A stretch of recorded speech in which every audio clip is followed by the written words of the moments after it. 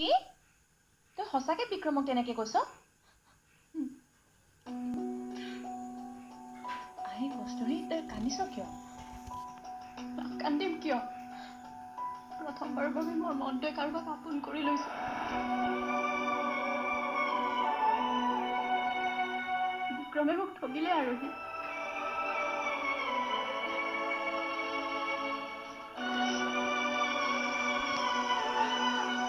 এতিয়া সেইজন বিক্ৰম নহয় যাক মই ভাল পাইছিলোঁ। কস্তুৰী তই ইমান চিয়ৰকৈ কেনেকৈ ক'ব পাৰ কচোন সেইটোক ঠগিছে বুলি? কথাবোৰ ভালকৈ জানিতো ল। জানিবলৈ বাকী থাকিলেই কি? দেউতাই মোক মিছা ক'ব নেকি? সি মোক ভাল পোৱা নাছিল আৰু মাত্ৰ ভাল পোৱাৰ অভিনয়হে কৰি আছিল। উফ ৰাম কস্তুৰী ইমান পেনপেনাই নাথাক। মোক অলপ ভাবিবলৈ সময় দে।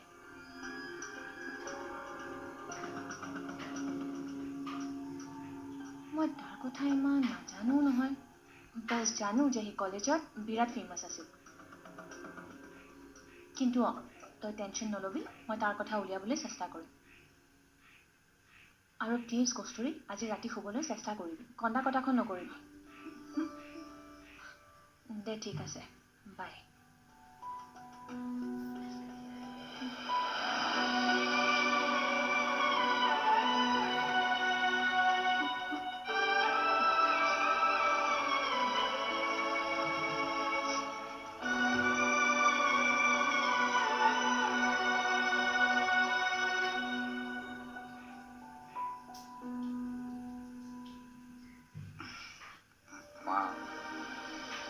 মই দেখোন তোৰ কথা একো বুজিয়ে নাপাম। কমিউনিকেট কৰিব প্ৰব্লেম হ'ব। বিক্ৰমক মাতি দিম নেকি? বাৰু দে কচোন, মই বুজিব চেষ্টা কৰিম। কস্তুৰী বিক্ৰম নাই, একো মিছা কথা কোৱা নাই দেখোন। নাই মা।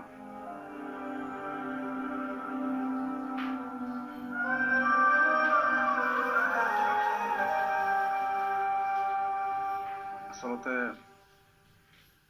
দেউতাকে বিক্ৰমক বেয়াকৈ অপমান কৰি ঘৰৰ পৰা পঠিয়াই দিলে। আৰু কস্তুৰীয়েও তাক লগ নকৰিলে। আচলতে দুখটো ইয়াৰেই মা। সি কৈছিল ঠিকেই ভালদৰে কথা পাতিম বুলি, কিন্তু খংটো জানই দেখোন তাৰ। হঠাৎ তিনিজন ল'ৰা লগ পালে আৰু বেয়াকৈ পিটি দিলে সিহঁতক। তয়ে কচোন মা, শহুৰেকৰ ঘৰৰ সন্মুখত গৈ কোনোবাই এনেকৈ কাজিয়া কৰেনে? বাৰু হ'ব দে, তই চিন্তা কৰি থাকিব নালাগে, মই কিবা এটা কৰিম। আৰু খানা বোলে ভাল হোৱা নাছিল আজি? শিকি আছো মা নতুনকৈ কাপোৰ চাই চাই। দে শুই যা শুই যা।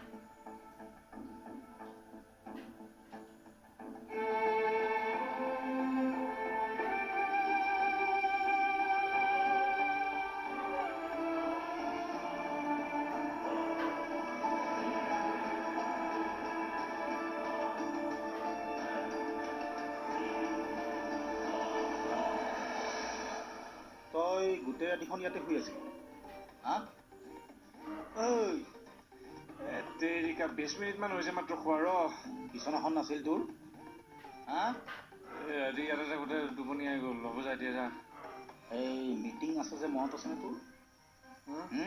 আছেনে মনত কেইটা বাজিল বেছি সময় নাই